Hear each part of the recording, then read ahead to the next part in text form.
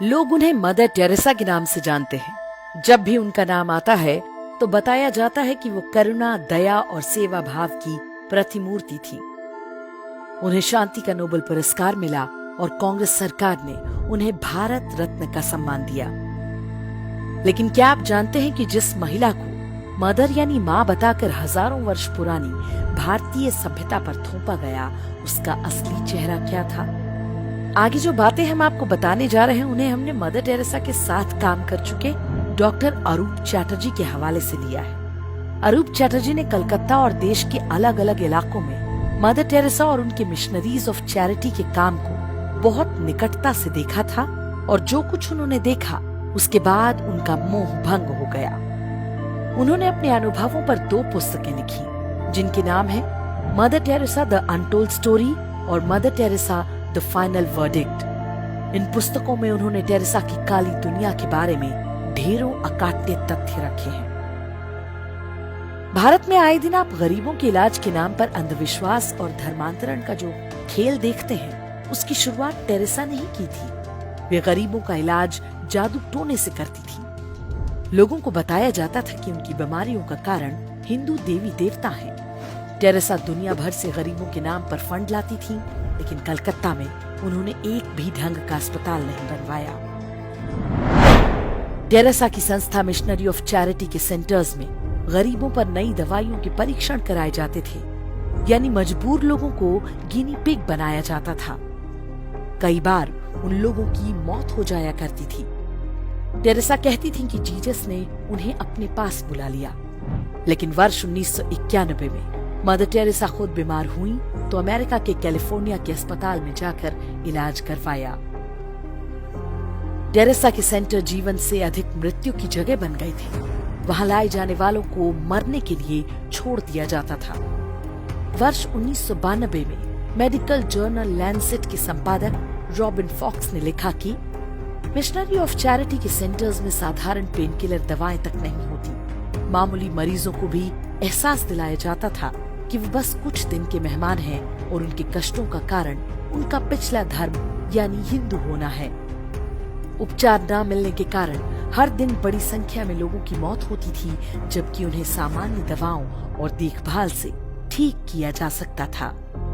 Missionary of charity के centres में उन्हीं गरीबों को खाना दिया जाता था जो ईसाई बनना स्वीकार करते थे। डॉक्टर अरूप चैटर्जी ने बताया कि कोलकाता सेंटर में मात्र 300 लोगों के लिए खाना बनता था, लेकिन टेरेसा प्रचार करती थी कि वे हर दिन हजारों लोगों का पेट भर रही हैं। टेरेसा जिन गरीबों के बच्चों को अपने सेंटर्स में लेती थी, उनके माँ बाप से एक फॉर्म भरवाया जाता था कि अब उनका अपने बच्चे पर कोई दावा नहीं होगा। कुछ को यूरोप भेज दिया जाता था, जिनका बाद में कोई रिकॉर्ड नहीं मिला।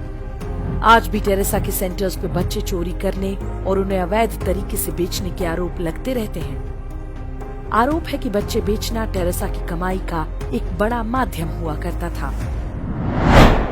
वर्ष 1992 में टेरेसा ने खुद दावा किया कि मैंने अब तक 29,000 हिंदुओं को ईसाई बनाया है। ये सारा काम मानवता और सहायता की आड़ में किया गया। उस दौर में देश में कांग्रेस और वामपंथी दलों की सरकारें हुआ करती थीं, जो टेरेसा के मिशनरी नेटवर्क को भरपूर सहायता दिया करती थीं। उनके अवैध कामों पर कभी कोई रोक टोक नहीं की गई। पादरी डोनाल्ड मगवायर मदर टेरेसा का आध्यात्मिक सलाहकार हुआ करता था। उस पर 11 साल के एक लड़के की यौन शोषण का आरोप लगा, लेकिन टेरेसा के समर्थन से वो छूट गया। टेरेसा एकमात्र ऐसी भारत रत्न है जिन्होंने देश को तोड़ने का षड्यंत्र भी रचा था। पूर्वोत्तर के राज्यों में अलगाववाद का बीज टेरेसा नाम की इस कथित संत ने ही बोया था। वे नॉर्थ ईस्ट को अलग ईसाई देश बनाना चाहती थी। उनका मानना था कि यीशु के निकट आने के कारण भारत सरकार वहां के लोगों की दुश्मन बन गई है। इंदिरा गांधी ने टेरेसा की गतिविधियों को सबसे अधिक बढ़ावा दिया। परिणाम ये हुआ कि जब इंदिरा गांधी ने देश में आपातकाल लगाया तो उनके समर्थन में सबसे पहले टेरेसा का बयान आया। दुनिया के सबसे भ्रष्ट तानाशाह टेरेसा की मिशनरी ऑफ चैरिटी को सबसे ज्यादा फंड दिया करते थे। हथियार कंपनियां और ड्रग्स तस्कर भी टेरेसा को खूब चंदा देते थे। इनका बड़ा हिस्सा भारत में लोगों को लालच देकर ईसाई बनाने के लिए इस्तेमाल हुआ। टेरेसा भारत में रहती थी लेकिन अपना सारा पैसा वो वेटिकन के बैंकों में रखा करती थी। मरने के बाद भी उनका ये पैसा भारत नहीं आया। वर्ष 2017 में ये समाचार आया था कि यदि टेरेसा के पैसों को निकाला जाए तो वेटिकन के बैंक खाली हो जाएंगे। वर्ष 2016 में वेटिकन ने टेरेसा को संत की उपाधि दी थी। जिन 2 चमत्कारों के आधार पर उन्हें संत घोषित किया गया वो दोनों फर्जी साबित हो चुके हैं। दावा किया गया था कि पेट में ट्यूमर से जूझ रही पश्चिम बंगाल की एक महिला मोनिका बेसरा ने एक दिन अपने लॉकेट में मदर टेरेसा की फोटो देखी। उसके बाद उसका ट्यूमर पूरी तरह ठीक हो गया। लेकिन जिन डॉक्टर्स ने मोनिका बेसरा का इलाज किया था उनका कहना है कि टेरेसा की मृत्यु के कई साल बाद भी मोनिका दर्द सहती रही थी। इस दौरान वो लगातार दवाएं लेती रही। दूसरा दावा ब्राजील के एक व्यक्ति के बारे में किया गया था। बाद में वो भी फर्जी निकला। टेरेसा के अंधविश्वासों की कहानी यहीं खत्म नहीं होती। वे अपने हर प्रवचन में बताती थीं कि सूरज धरती के चक्कर लगाता है। एक बार इंटरव्यू में पूछा गया तो कहा, बाइबल में लिखा है इसलिए यही सही है। टेरेसा आधुनिक विज्ञान की बातों को मानने के बजाय बाइबल में लिखी मूर्खतापूर्ण और दकियानुसी बातों को ही मान्यता देती रहीं।